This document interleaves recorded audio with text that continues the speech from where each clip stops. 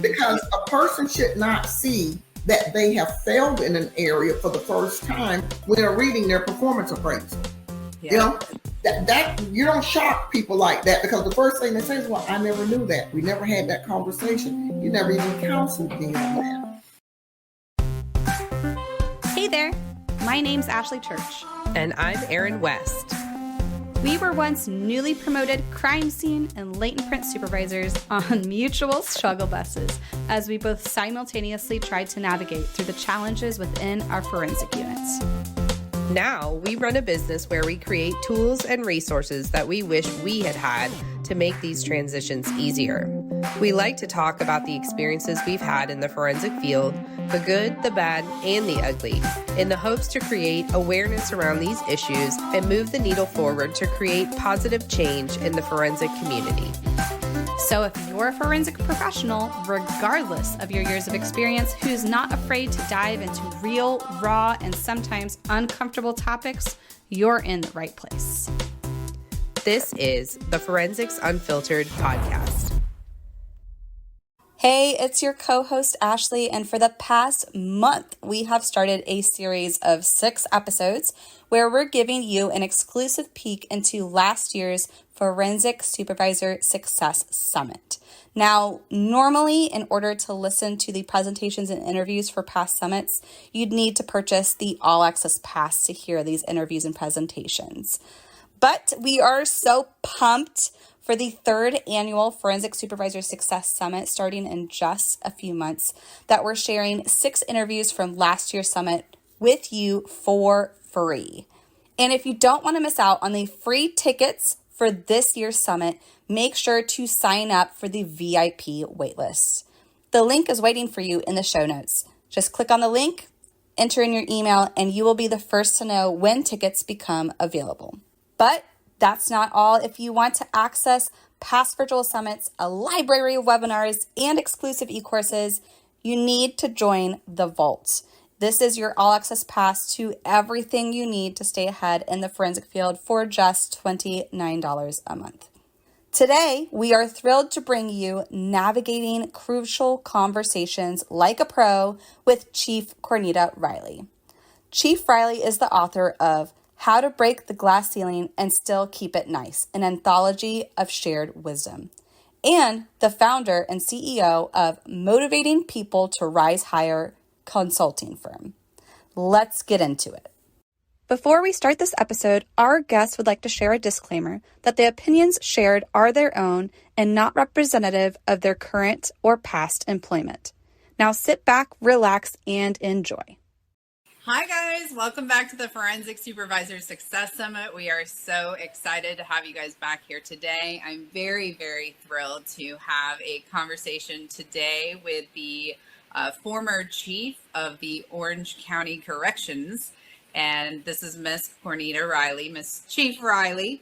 And so she's going to talk today about crucial conversations and how vital it is to be able to have those. But before we do that, Chief Riley, can you tell us a little bit about your background and what brought you here to us today? Absolutely. Well, hello. It is truly my pleasure and an honor to be able to join you all this year. I am as well excited about this opportunity. And of course, what brings me here and what has brought me to this conversation is, of course, that you and I met during a different event and have continued our relationship and our conversations with one another, which I'm very excited about for what maybe the future holds even in that regard. In terms of my background, academically, I did my undergraduate work at Florida State University, and it was in the arena of rehabilitation counseling and psychology. And then later on in my career, after marriage and 2 children, I decided to go back to school, and I did my master's work at University of Central Florida here in Orlando in public administration. In terms of my actual work path, I started with the Florida Department of Corrections in terms of my corrections experience. And I worked in the Department of Corrections for the state of Florida for about 17 years. And in that arena, I started as a field officer with probation and parole services. did that for a few years, and then went into the prison side of things. And it's funny that that's where I actually found my niche, my first niche, and my excitement about the system and what was possible. And it might be because of having that inner background for the coaching and the counseling piece. I found myself being able to use it extensively with the population that was behind the gates. And so I was fortunate in my career with the Department of Corrections and afforded many, many opportunities. And so I went from classification to being an assistant warden. And I served as the assistant warden for the Central Florida Reception Center for several years. And then I was promoted again, and I went to a regional assistant warden position that gave me an opportunity to work with all of the prisons, the work release centers, the work camps in the Region 3 area, which encompass Central Florida. After that, for almost 2 years, it wasn't even quite 2 years, I had an opportunity to go to Orange County Corrections. And what took me to Orange County Corrections, to be honest, is the fact that having two sons, my husband, and having a son that played basketball, I had reached a stage with the Department of Corrections where I was now going to have to actually relocate. And the relocation was going to have a tremendous impact on my family life. It's funny that that was one of the first really crucial conversations I had to have with my regional director. Yeah. And in that conversation, this guy was also a mentor to me over the years of my career. He really had a very frank conversation with me about where I was in my career. And so I made decisions that I thought met my family needs the best and transitioned over to Orange County Corrections, not realizing that it was probably the best decision that would ever happen in my career journey. And so I went over there as a major, which was the same as equal to a manager in the civilian arena. I served in that capacity for probably about 7 years or so, promoted to deputy chief, then eventually to the chief of Orange County Corrections. And I was appointed to chief by the then mayor, Teresa Jacobs. And so that was a very exciting time for me. And then I served as chief for almost 6 years. And that took me into I was approaching the 38th year of working in corrections. That's and dedication. That's a long time, okay? And so I felt like it was time for me to transition and do something else, because I had also started doing some consulting work.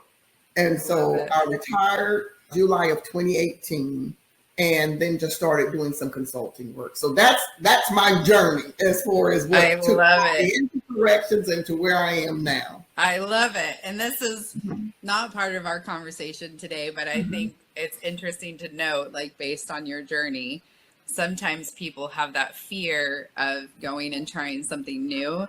But exactly.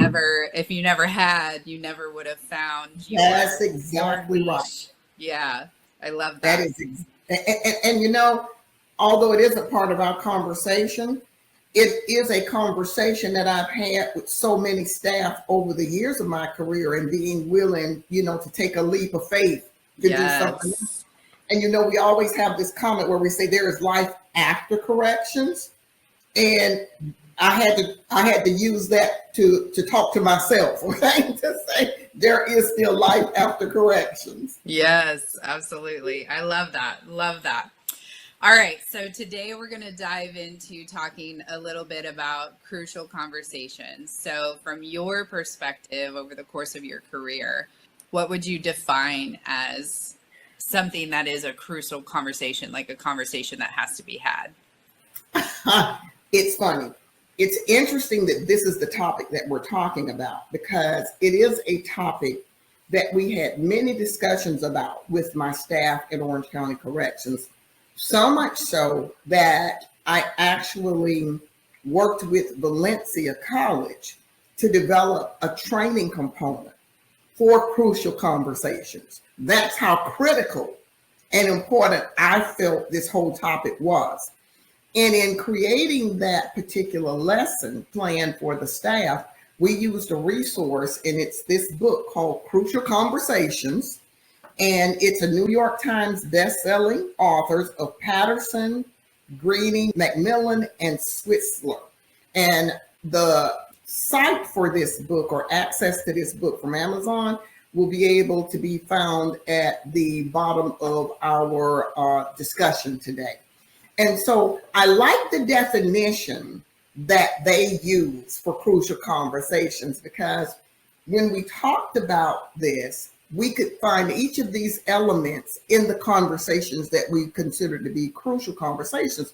And this is the way they define it. It is a discussion that is between two or more people where the stakes are high, there are varying opinions, and emotions begin to run very strongly. And so it's this three-part component that I think really can be found when you're getting ready to have a crucial conversation with someone. If it's about work performance, if it's about a violation of a policy, if it's about the need to shift and make changes in a person's position. All three of those are the kinds of conversations that absolutely are high stake kinds of conversations. People are going to have varying opinions about whether they believe that a change needs to be made, or if they agree that there's a performance issue at hand or not. And emotions can get in the way of having that conversation in a productive manner. Awesome. So really, since we have a whole group of supervisors here, supervisors and leaders, that's who's with us today. That sounds like that can apply to all different kinds of things in the workplace. That it isn't just specifically one or two types of conversations. Like really, anytime the emotions of your staff are really turned up about something, anytime the topic is complex and there's a lot of strong opinions on it, all of those could be crucial conversations. Absolutely. And so over the course of your career, like based on your experience, do you think there are obviously benefits to making sure these crucial conversations are had, and or do you think there's ramifications that happen if people avoid having them? Okay, on the first part of your question, I think it's absolutely critical for people in leadership to understand that it is absolutely essential for them to be willing to have difficult conversations, because that's another way to define a crucial conversation. These are not typically the fun conversations that we're talking about. It's not a conversation about let's plan a Christmas dinner or let's plan a luncheon for someone. These are the difficult conversations. And I think that those that are in leadership, or those aspiring to be in leadership positions, have to be willing to understand the value of developing the skill set to have those difficult conversations. Because if you don't have those conversations, there are definitely ramifications for not having those conversations. For example, I've been in situations where I've worked with supervisors that found it difficult to have those hard conversations. And so in lieu of having the conversation with the person or persons that they needed to have it with, they come into the room with the entire staff and they have a conversation about something that is difficult or something that isn't going right. And people are in the room saying, well, I'm doing my job. Why am I hearing this conversation? And it's because they want to avoid having the conversation with the person that they need to have the conversation with. So it can have a negative impact in your work unit or in your division or with whatever the scope of the group is that we're talking about. And so there are definitely negative ramifications for not being willing to have those conversations. Yeah, we definitely see that too with the blanket emails. Don't write the blanket emails, guys. Do not. Okay. And Do also, not. I should say, don't have difficult conversations in an email so that you're avoiding having that face-to-face conversation. I feel like you feel like these should be had face-to-face. Oh, these are absolutely required to be face-to-face because there is too much lost in translation Yeah. for an email or text message or any other forum other than a face-to-face conversation. Because I think you touch on something really important here when you say don't have it via email. In a crucial conversation, what also matters is body language. There are so many messages that you send. It's sort of like someone having a difficult conversation with you, and they're smiling and laughing through the entire difficult conversation, and it's sending a mixed message. Yeah. Now, that's not to say that you need to look like you just had a lemon suck or anything like that. It's not like a pucker face, Right. but it's having the conversation face to face and having the right body language with that person, and also evaluating their body language, because the body language will let you know whether a person, how they may be receiving that conversation or not. Mm-hmm. So nobody really enjoys having these difficult conversations. It's not the most thrilling part of being a leader, but obviously it's very vital that they are done. So what kind of tips or suggestions do you have for supervisors that are hesitant to have these conversations or are having a really difficult time having them? Like you had mentioned earlier, like developing some skills and things like that. So what kind of tips or suggestions would you have for those leaders so they can improve their skills? We're taking a quick break to shout out our amazing sponsor, Justice Tracks by Versaterm. They've been our top sponsor of the Forensic Supervisor Success Summit for the past 2 years, making it possible to deliver all of this fantastic content to you for free. Justice Tracks by Versaterm has been providing top-notch laboratory information management solutions to forensic laboratories since 1995. Based in sunny Mesa, Arizona, they serve some of the most sophisticated law enforcement agencies and crime laboratories across the globe, from North America and South America to Europe, Australia, and even the Middle East. All of their software solutions, this includes LIMS Plus, LIMS Plus DNA, LIMS Plus Portal, Chain Links, and more, are designed by experienced forensic scientists and built by top-notch computer engineers. With nearly 200 forensic operations using their software on 6 continents, you know you're in good hands. And here's something cool. Justice Tracks is constantly enhancing their applications with feedback from thousands of criminalists who use them daily. Plus, as a Microsoft certified partner, they use their latest technologies to develop applications that make a real difference. So, a big thank you to Justice Tracks by Versaterm for their support. If you're looking for a trusted partner in forensic software solutions, check out Justice Tracks.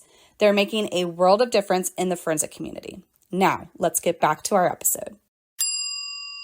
So what kind of tips or suggestions would you have for those leaders so they can improve their skills? Well, I think first and foremost, you need to prepare yourself for that conversation. And number one, determine what is the purpose of the conversation and what are the goals? What is it that you want to have as the end goal for this conversation? Because sometimes you can go into a conversation with someone and it just goes off in 5 different directions. And when you finish the conversation, it's like, well, we didn't even discuss what we really needed to talk about. So I would say first and foremost, make sure that you understand the purpose of your conversation. Have an established goal that you want to reach in that conversation with the person. And if necessary, use some bullet point notes before you start the conversation, because that way you're able to always bridge back to your notes. And it's important that you're clear in your conversation. And also, I think it's important that when you're having the conversation with the person, that you start out by letting them know, first of all, that they're valued, because all of us want to feel valued. And when you call a person in for a conversation, most people have a sense that this is probably not for something good. It's not like you necessarily come in to give me a pay raise. Okay, so so there's already some tension potentially in the room. So I think that that's the other thing that you have to make sure that the environment is the right environment for the conversation. That you're not having this conversation out in an open hallway area. Yeah. Let this conversation be in a room with a closed door, because I believe that it is important for everyone to be given respect when you're having any kind of a conversation, but particularly a difficult conversation with someone. Give them the respect to have it behind a closed door. Have you some bullet points. Make sure you understand the end goal of the conversation. And in that conversation, be very clear. Don't talk in generalities with a person about something that you need to address with them. Have specific examples of what the concern is so that they don't sit there wondering about what you're really talking about, or they're having to ask you questions. Well, when did this happen? Well, when did I do that? Have your information, have your facts available. And then something that I used to share with my staff all the time is that when you're coming towards the end of that conversation, you have to give that person an opportunity either throughout the conversation or before it's over with to provide some feedback. Let them have an opportunity to speak.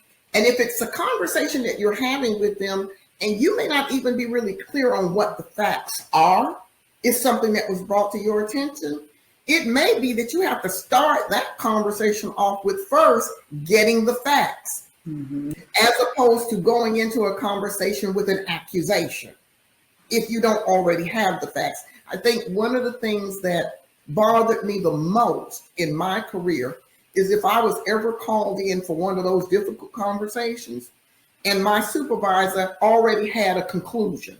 Yes. That I was guilty, number one, okay? That I had committed the alleged offense, okay? And now I'm just going to be dealt with.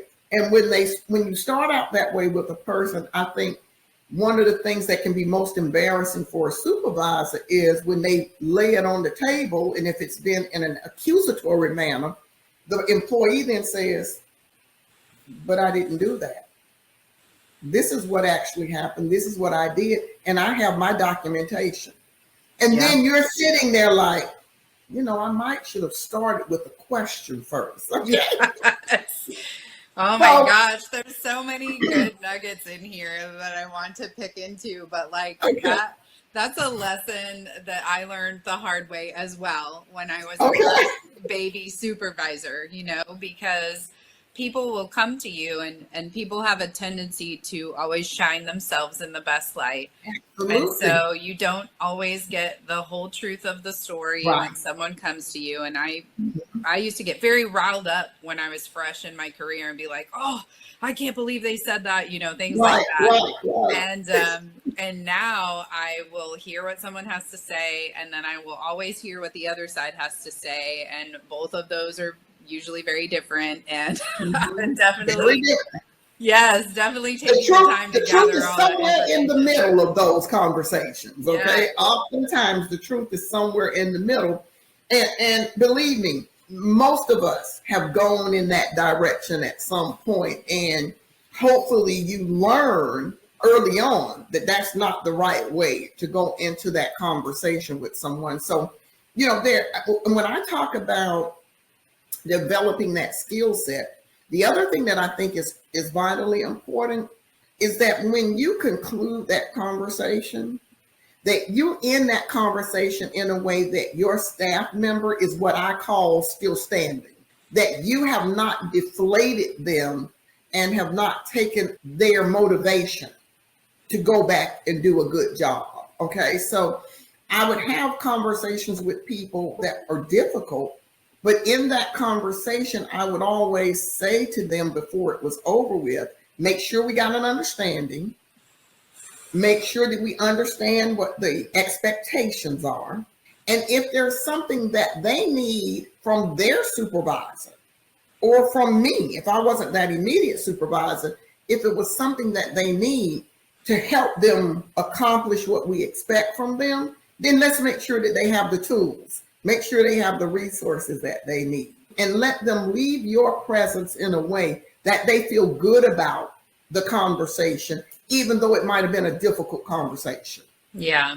And I think a lot of employees, I mean, at least I know myself as an employee, if I was struggling or I was doing something wrong, I would appreciate someone having a direct conversation with me so that I could improve that. And I think a lot of supervisors avoid having those conversations because of it's just uncomfortable and all of that. But most employees don't want to continue going along struggling or performing at a subpar level or things like that. Like those things that maybe they don't know how to improve it or they don't know how to fix those things. So I love all of that.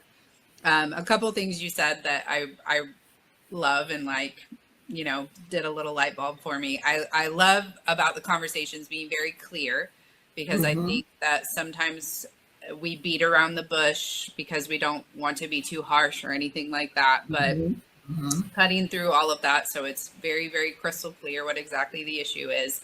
And then also something you said is making sure that the expectations are clear. And I think sometimes we fail as leaders with this because we don't always make the expectations clear.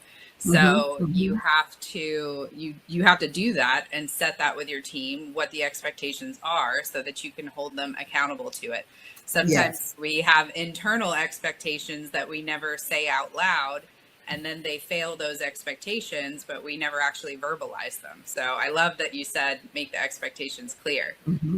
You know, one of the things that I've heard supervisors say, and this is not just new supervisors, I've heard this comment from seasoned supervisors, and they'll say, well, they should have known.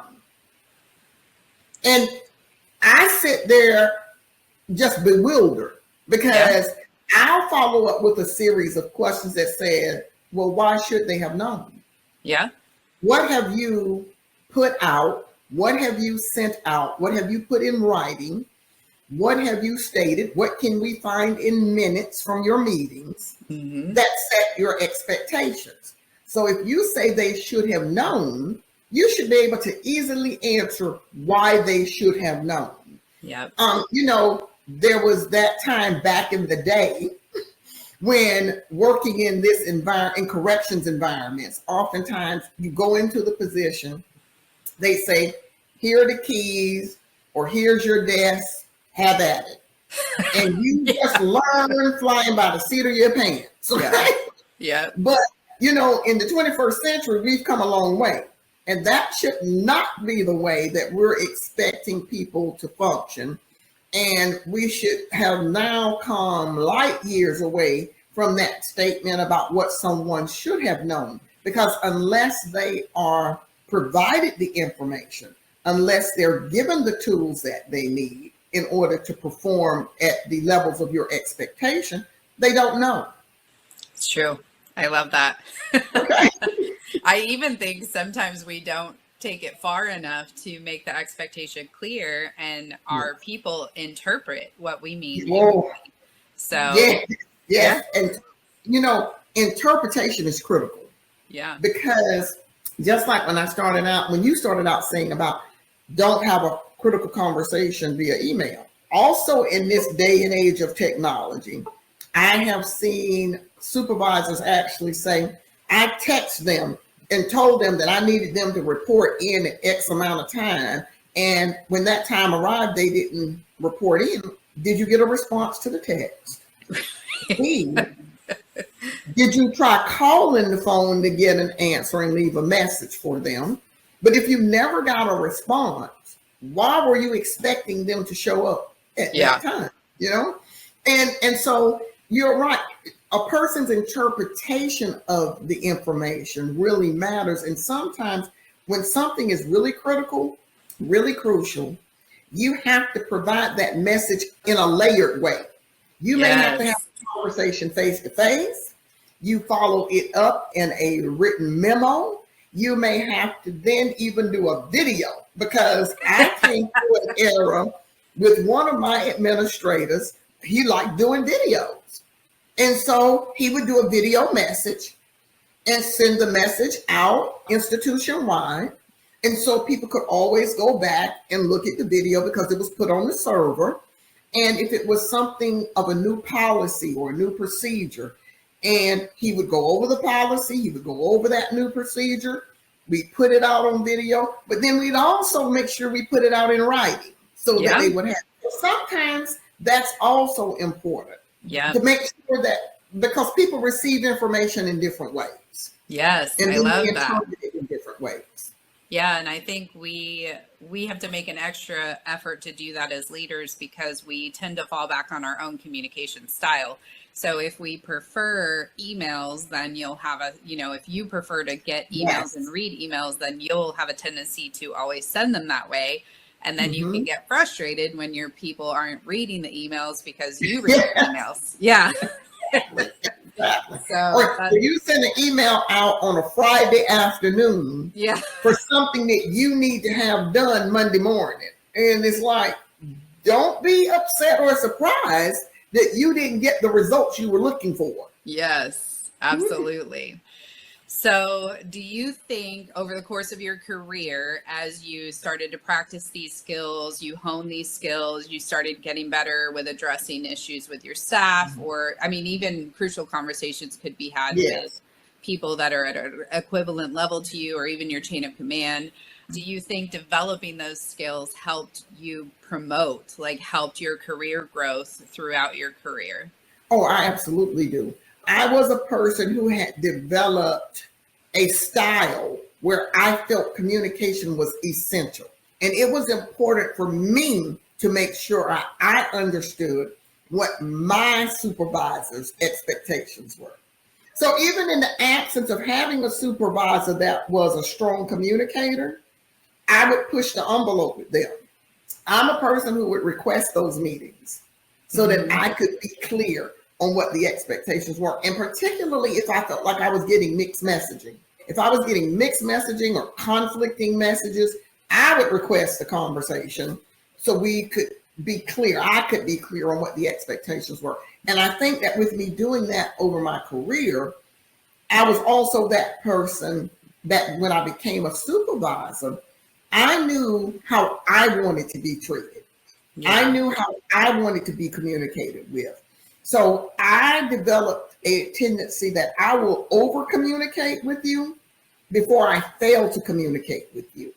And so it helped me throughout my career in both ways, both in me being able to meet my supervisor's expectations, as well as my staff being able to understand what my expectations were when the roles were reversed.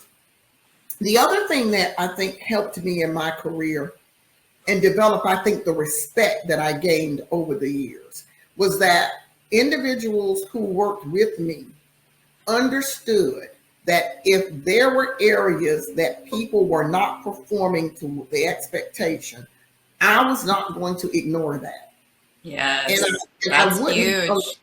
I would not ignore that, and I would not allow my other supervisors to ignore it, even if that communication was coming in the form of their evaluation. Because a person should not see that they have failed in an area for the first time when they're reading their performance appraisal. You know, that you don't shock people like that, because the first thing they say is, well, I never knew that. We never had that conversation. You never even counseled me on that. And so the crucial conversations that we're having with people oftentimes are in a form of a counseling. And you sit down and you counsel a person and you have that conversation with them. And so I am a big advocate for being honest with people, so that something you said earlier, give a person an opportunity to fix the problem before you are now holding them accountable in a more harsh way, like the form of discipline. I think they need to have the opportunity first to fix it. So those are the kinds of things that I think really helped me in my career to go as far as I did go, and to develop the level of respect that I know I had from my staff and from my peers. I love this, Chief Riley. You're speaking my love language. I think that's why we clicked, okay? Because I think we speak the same love language when it comes to these kinds of issues. Everything you're saying, I'm like, preach. Awesome. Okay, so many good nuggets today. Before we log off of this chat, is there anything else you'd like to share with the supervisors here, the future leaders that are here, about having crucial conversations, or really just communication in general? Yeah, I think this is a point that I want to make again from my resource document, because in the resource, it talks about how people typically have these conversations or how they typically approach the situations. And you and I hit on the one about avoiding the conversation earlier, because they talk about there are three typical ways that this is addressed.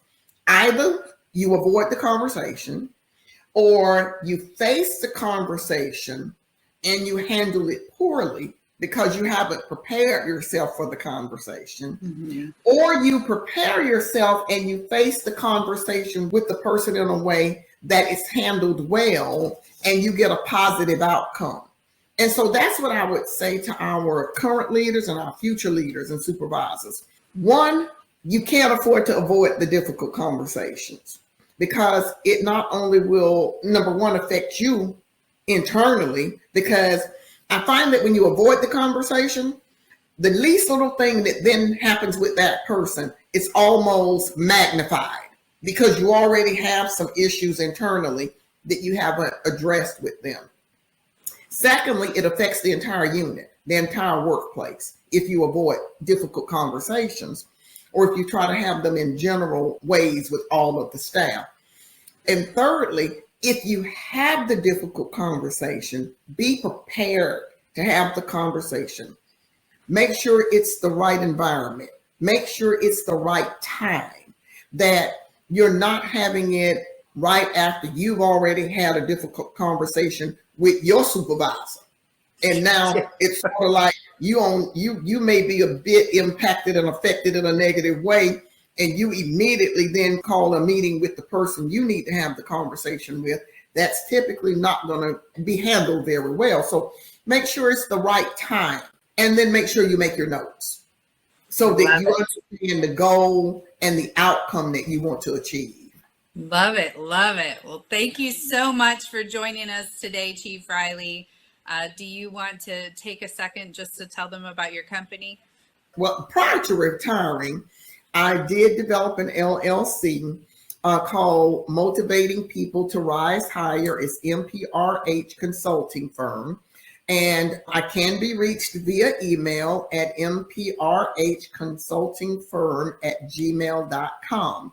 And so I do consider consulting to be a way for me to stay engaged in this arena, because I do love talking about leadership and working with companies and organizations, and particularly women, because I do believe that there is still a difference for women working in this arena, and that we have to focus on making sure that women have the skills that they need to succeed in this environment. I love it. That's amazing. Well, you guys know how to reach her. Thank you so much for joining us today. We hope you guys have a blast at the rest of the summit, and we'll see you at the next presentation. And that's a wrap for today's episode. Remember, click the link below, sign up for the VIP waitlist for the upcoming summit, and you will be the first to know when free tickets to the 2024 Forensic Supervisor Success Summit become available. Be sure to tune in next week for another episode from the 2023 Forensic Supervisor Success Summit titled How Women in Law Enforcement Can Have Confident Conversations with Dr. Heidi Sievers. You may recognize Dr. Sievers from past episodes, and we are excited to feature another interview with her on Forensics Unfiltered. Thanks for listening, and we'll see you next week. Thank you so much for being here and listening to Forensics Unfiltered. If you liked this episode, would you do us a favor and leave a review letting us know specifically what you liked about this topic? It will only take a minute, but it will really help us plan future episodes so we can bring you more topics that you want to listen to. We'll be sure to provide any links from today's episode in our show notes on our website. Head to www.gapscience.com. Until next time, stay safe out there.